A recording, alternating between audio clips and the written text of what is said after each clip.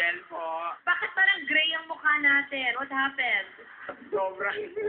Sobrang practice, tapos napawisan, and then kulangan ako ng budget.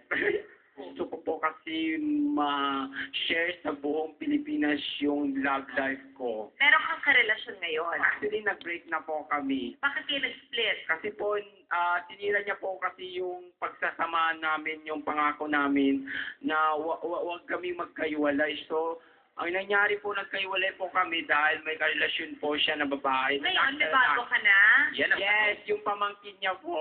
Diba?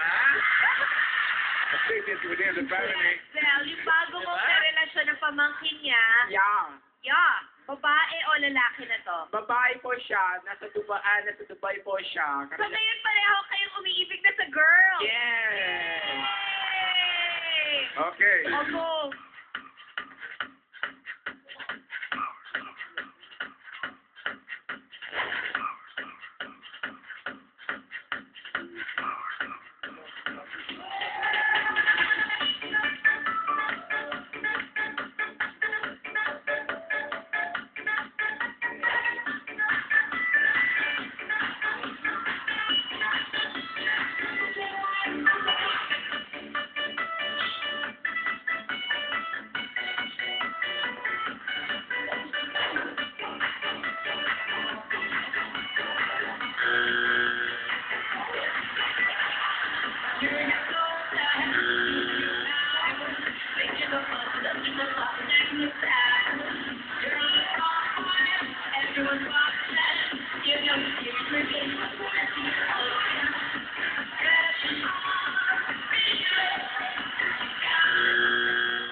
Shem, siguro kaya iniwanan ka nung first love mo.